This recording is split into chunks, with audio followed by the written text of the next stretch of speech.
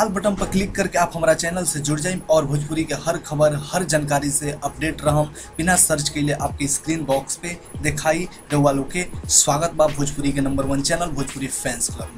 नमस्कार, प्रणाम, आदाब। आप सबके बीच में एक बार फिर से हाजिर बानी लेके भोजपुरी के नया जानकारी। चलिए आपके बतावे जा रहा बानी, स्टार्ट कर दनी। एक पहले हम चाहतानी कि आप हमारा चैनल के सब्सक्राइब जरूर कर लें लाल बटन पर क्लिक करके। आपके बतावे जा रहा बानी सुपरस्टार पवन सिंह जी के एक और गाना 1 करोड़ के क्लब में जा पहुँचल बा भैया।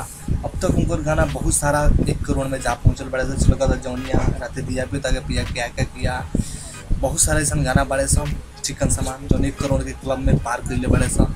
आपके फिर बतावे जा रहा बानी कि पातर चितर नाम के वो गाना हटे जौन की 1 करोड़ क्लब में जा पहुँचल बा। सरकार राज फिल्म में के गाना है लास्ट फरवरी में डालल गई रहे और आज वो 2-2.5-3 महीना के करीब भइल और वो गाना 1 करोड़ के क्लब में जा पहुँचल बा। आपके फिर से बतावल चाहते हैं पवन सिंह के एक और गाना गाना का नाम है पातर चितर और पवन सिंह गाना गईले बड़े पवन और अक्षरा के बीच में फिल्मावल गिल बा गाना और 1 करोड़ के क्लब में जा पहुँचल बा।